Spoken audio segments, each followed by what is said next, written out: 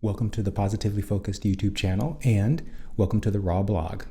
This is the video series in which I describe the activities that are happening specifically in my life, demonstrating the veracity of the positively focused practice.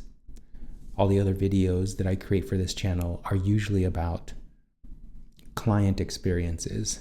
So if you're watching this video, you get to hear what's going on in my life, which verifies and validates the positively focused practice. I was just laughing because I wanted to say validates, which is a combination of verifies and validates. You guys, it's Friday, January 2nd, 10:06. And as I started, when I said you guys, Happy New Year, by the way. This is an auspicious week. This has been an auspicious week of extreme manifestation of evidence of my own charmed life, having to do with the leading edge castles I'm manifesting in my physical reality. Regular viewers of this channel know the difference between castles and buttons, so I'm not going to go into that now. Perhaps I'll do a one-on-one video about that, but it's not that big, not that significant of an issue. The point is, this week, starting last Sunday, I believe, has created such a fantastic series of unfoldings that I'm going to talk about partially today. And then next week, Friday, talk about the second half, which was so phenomenally good. So you want to stick around and be sure to watch next Friday's Raw blog, because in it I'm going to be talking about the culmination of what I'm going to start talking about today, because it's so good. So on Sunday, December 28th, I'm just looking at notes because I wrote myself some notes for this video, because I knew this week was going to be pretty astounding. On Sunday, last week, December 28th, I woke from dreams that were extremely dense and intense. And in fact, every week this week, I have experienced even more of those kind of dream experiences.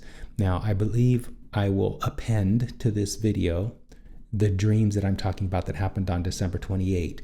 You're not going to be able to make much sense of them unless you have some understanding of interpreting dreams, which my clients have. But I'm still going to append them because they're an important part of the unfolding that you're about to hear.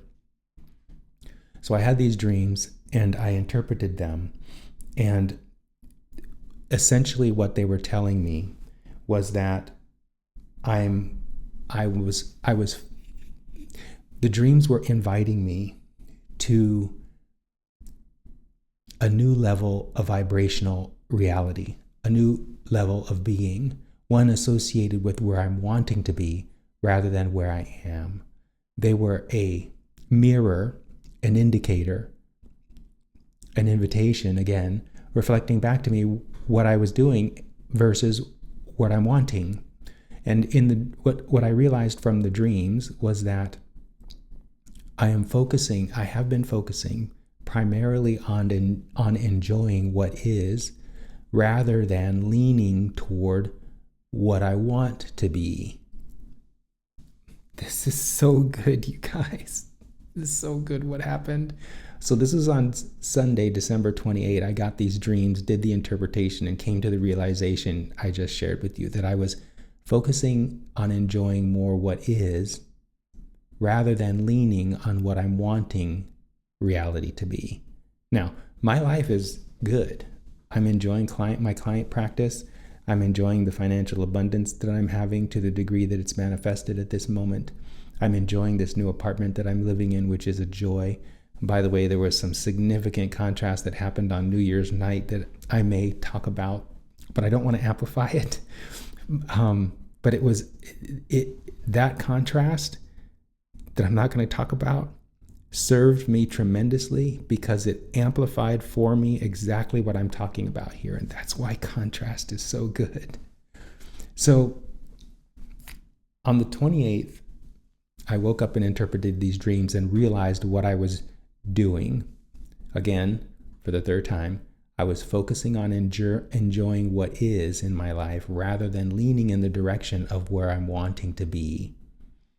And every morning after I get up and interpret my dream, after I wake up and bask in the dreams, then meditate for an hour to amplify what I learned in the dreams and also to amplify my vibrational frequency where I'm going. I then, after meditation, look at the daily Abraham message that I'm getting every day.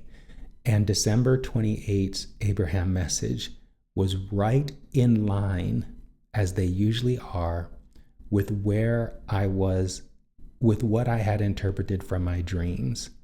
Here's what that message said. You're always getting a perfect vibrational match to what you predominantly give your attention to, but you've got to make the best of it. You've got to vibrate slightly different from where you are if you are going to improve where you are. You can't keep taking score of where your business is, or your relationship is, or your body is, without continuing to create it as it is. To make improvement, you've got to reach for a different thought. That's exactly what my dreams were inviting me to do, because here's the thing. I've been enjoying what is. I've been enjoying the fact that my life is so good. I've been enjoying my body as it is and working out with it and expanding back into running more consistently. I've been enjoying my current state of business. But what I hadn't been doing with this, what my dreams were inviting me to realize and what this Abraham message amplified was, what I haven't been doing is vibrating slightly different from where I am in order to improve where I am. That's what I haven't been doing. I've been doing it with shape-shifting. I certainly have been doing that, but not as much as I could have been. And so, this is so good. Just checking what time it is. I want to keep this kind of short. I think I'm going to go ahead and tell you what I was going to tell you next Friday in this session, because it's really an important part of this story. So on the 28th, after receiving those dreams, interpreting them through meditation, and then coming out and receiving this Abraham message, I decided that I was going to focus on being slightly different in my vibration from where I am now. I'm just reading the Abraham message again. It says, you can't keep taking score of where your business is, or your relationship is, or your body is, without continuing to create it as it is. And that's what I had been doing. So on Sunday, I decided to do something different. I decided to lean in the direction of my business, my consulting practice becoming more, and lean in the direction of vibrating more in tune with my shape-shifting desire, and lean into my intention of the financial abundance, the mechanism that my broader perspective has given me that is unfolding there. It's so interesting. So there's so much happening. So it's multidimensional. There's so much happening. So with regard to my financial abundance, I have this particular cryptocurrency stake that is really unfolding interestingly as I focus on it as it is. There are times when I want to buy the dip. If you're into cryptocurrency, you know what that means. And every time I've set the intention to buy the dip, there has been a dip, a significant one, which has allowed me to accumulate more of the cryptocurrency. But every time I set an intention for a dip to occur, there's been a dip, but I've never set the intention for there to be an appreciation of the value of the cryptocurrency. So on Sunday, when I received both the dream and this message, with regard to shape-shifting, with regard to my business, my consulting practice, and with regard to this financial abundance stake in cryptocurrency, I decided across all three of those to focus more on the vibration, the vibration that is slightly different from where I am now on all three of those.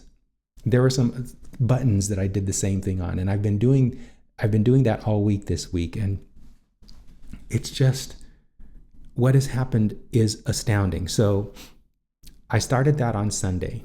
On Monday, I had a client call, and in the middle of the client call, this particular client on Monday that meets with me, I got a telephone call, and I looked at the phone when I was with the client, and my phone, I have an iPhone, when you get a telephone call and the person is leaving a message, you can see what their message is. And the new version of the iPhone software allows you to ask them to reply in the message with the specifics of what they're calling about. And this person, her name is Susan, she wrote in the message, or maybe she dictated it, I don't know, but the message that showed up on my phone was, it's about the ant and the grasshopper. Now, if you've been watching my channel or reading my blog, you know that I've done 2 stories on the fable, I think 2, maybe 3, on the fable, The Ant and the Grasshopper. And so when I saw that show up in the message, I knew that it was a call I needed to take. So I asked the client I was in the session with if he could hold, and I took the call, and it turned out that this person was calling, wanting to find out more about what I do. I told her I was with a client, and then called her back, I think, after the session. And then we had another conversation on Wednesday. So the first time she called was on Monday. On Wednesday, I believe, is when we talked again. And it was the most delightful conversation with a kindred spirit. I asked her, and this is the kicker. Now, remember what I just said about, what does that message say? Vibrating slightly different from where you are. Remember, I changed my vibration on Sunday. On Monday, I got this call. On Wednesday, this person decided she wanted to be a client. When I asked her how she found my YouTube channel, because I have, as you probably see, I don't have a whole lot of followers, and I don't do a whole lot of marketing. I don't do any marketing for any of my stuff that I put on social media. When I asked her how she found it, she said she was looking for information on shapeshifting. Let that soak in for a moment. It's so good. Here I am, not a day later. So on Sunday, I changed my vibration. On Monday, she reaches out via phone call. And then on Wednesday, I find out the reason why she called was because she was looking for information on shapeshifting. I think she may have said that on Monday, not on Wednesday. But the point is, this is astounding in terms of the responsiveness of the universe, in terms of the specifics of the universe, in terms of the co-creation of my reality, the co-creation of all our reality. Here Susan is coming to me as a indicator of my focus, a confirmation of my focus, a confirmation of me becoming a shapeshifter and offering that to others, the possibility of it to others, so they can lean into the direction of the things they believe are impossible. Of course, she decided to become a client. I was going to wait until next Friday until I got her check. She wants to pay for her sessions via check in order to say what I'm saying now, but I just felt it would be good to share it with you now, because it rounds out the story. Little choked up there because I feel so worthy. I feel so blessed to have received these dreams on Sunday and then received the interpretation in meditation, and then received the Abraham message confirming what I got in the meditation and the dream. All of that on Sunday.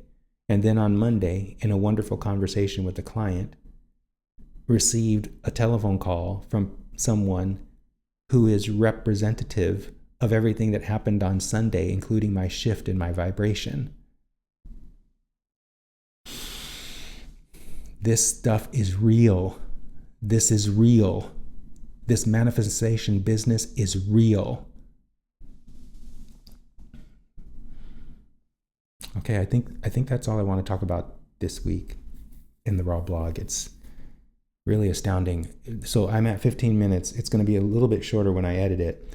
I want to append the dream dictation so that you can hear what the dreams are. Hopefully you have some background in dream interpretation. If you don't and you like some dream interpretation experience and knowledge, feel free to reach out, because the positively focused practice includes dream work as part of understanding the spiritual dynamics underlying how physical reality works. And everything I just shared with you is a testament, a validation of those fundamental spiritual dynamics. Life is so good. I know this is not a Worthiness Wednesday episode. Life is so good. My life is a wish-granting jewel, and I'm eager for more evidence of my castles and the buttons showing up as well. There's a lot of other things that happened this week relative to the buttons that I want to talk about, but this is already very long. I'll save that for my client conversations. If you want to know more, become a client. Find out what my clients are finding when they're discovering how powerful they can be in their own lives as I'm being powerful in mine. Okay, that's it for today. Have a great weekend. Happy New Year.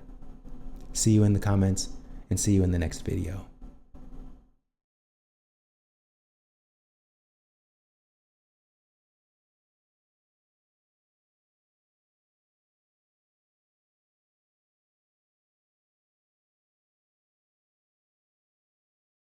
Okay, so fabulous dreams this morning, overnight. The first I recall is a deep, powerful experience of playing a game that felt like tennis, but playing at night on a massive court. No competition, just the dynamics of that play with the ball. And there were no rackets other than like an ephemeral feeling of there being rackets during this play. All of these dreams were happening simultaneously. At the same time as the tennis dream, I found myself in an extremely vivid, equally deep scenario in which I am participating with a large number of others in a publishing company. There's one particular newspaper that we're publishing, and the writing staff is there working on various articles. The publisher is there, and I'm there as well. And I'm wanting to engage in writing an article, but at the same time, I realize that's not my job. I'm more like the owner of the publishing company. And I'm moving through this organization, this large group of people who are coordinating the actions of the publishing company, and feeling at one with them as I move through their operations. There's a strong desire, as I've said, to contribute to one of the articles, but I'm recognizing in the dream that that is not my role. It reminds me of this dynamic, reminds me of the HBO series Band of Brothers, when the main character of the movie, the World War II movie, is promoted to lieutenant colonel, or maybe it's a lieutenant colonel, and his battalion is fighting a battle and it's not going very well. And so he tries to leave the field command tent to go join the battle, and the colonel restrains him and tells him that that's not his job anymore. That's how it felt like in this dream, except I was doing both the desire to contribute to the content of the publishing company and also restraining myself. Very interesting dynamic there. The next dream, I find myself in what feels like a Middle Eastern environment. I'm on a high mountain with a company size, like a Marine Corps company size unit. And the unit members are working on various pieces of military equipment. They're at workstations, even though they're outdoors in what feels like a bivouac area. They're working on these various stations, and I'm moving among them. Again, just like in the publishing company, feeling like I am the company commander. No, there's a company commander. I'm feeling like I'm something above the company commander, kind of like how I was the owner of the publishing company and there was a publisher. And I'm moving through all of these members of this military unit who are working on these pieces of equipment. And I'm observing each of the extreme detailed operations that each of the unit participants are moving through. There's so much detail. I'm trying to decide of all the detail what to include because I don't want this to be too long. So I'm moving over this hill, this mountain, and these troops are working on these pieces of equipment. And at one moment I'm thinking about wanting to get engaged, just like I wanted to get engaged in a publishing company. But then again, I restrain myself and I'm just observing what I know to be my cadre operating through the various castles that I'm focusing into manifestation. I will describe that more in the video I will append this dream segment to. So I'm moving through this field and this field on top of this mountain, and then the scenery shifts and I'm still with the same Marine platoon, although this time we're in a valley and we're conducting live fire exercises, and we have these extremely powerful plasma type rifles and cannons that we're firing into the valley, and it's creating like molten sand in the floor of this valley where there are these makeshift civilizations, these targets that we're shooting at. And after the live fire completes, we go down into the valley and we're examining the accuracy of the impacts we've made in the live fire. Again, I'm not part of the platoon. I'm the owner of the platoon, and there's a platoon commander there, and we're all gathered around this one village that we've decimated with our plasma rifles and cannons. The sand is still glowing, and we're moving the sand with these long, poles so that we don't get our hands injured from the molten sand. And we're examining the impact locations where the plasma rifles hit. And at that moment, all the platoon members are in this group, and there's this one platoon member who has a large number of ribbons on his chest, and I can see that his nameplate is Michael's, and his first name I know is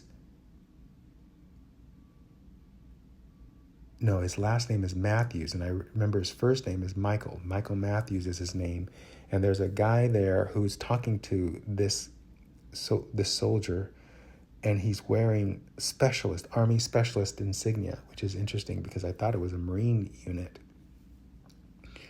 And they're talking about the impact and the effectiveness of this activity that we just did. Then I transfer into another dream experience, and I feel like we're in Tanzania now. And there are these great big open air cafes. And across the way from the cafes are these 3 ultra modern houses with these open air breezeways, very beautifully designed, very elongated, and each of the 3 homes are on top of these hills. And I'm moving through the open air veranda down into the living spaces, which are walled off from the extreme heat. At the same time that I'm moving through these living spaces, I'm also in the open air bazaar. The platoon that I was working with before is now sitting at various tables waiting for sushi to be delivered. The sun is just coming up, and so there's lots of shade for people to sit. There are open spaces where I can sit, but instead I'm walking through the aisles between these tables as I'm trying to decide whether or not I want to sit or continue walking through and admiring the members of the platoon as they're sitting down and taking their places. Then the dream shifts again. I don't want to eat sushi, I realize at the last minute before this dream shifts. And then I'm in another location entirely. And here I'm with all females. I'm in what feels like a Rambler station wagon, and we're driving toward a beachside community. We get to the beachside community and we have to fuel the truck, the Rambler. I'm in the Rambler with these women, and I'm looking out, and a woman comes up to the car, the station wagon, and she starts to fill the tank. And as she does so, I'm thinking about the scuba diving we're going to be doing at the shore. As I'm thinking about this, it starts to rain. The rain is falling, and I get out of the Rambler, and I walk over to where the filling station's main door is, and there is this magpie, a bird, that is on the ground. It's black, and it has these speckled feathers that are sticking up from its shoulder. It's got a great big beak, and it tries to jump up and snap its beak in my face, and each time it does so in this rambunctious manner, I'm pushing it back down to the ground. And this happens several times. I know that the magpie is wanting to love me, while I'm at the same time, I'm still in the Rambler with the women, and we're all talking about going to the shore and doing this scuba diving, but it's raining now, and we're not sure it's the right time to do so. So those are the dreams I had this morning. Great, vivid detail, extreme depth of awareness. And I wake from these dreams feeling as though they are just as real as physical reality.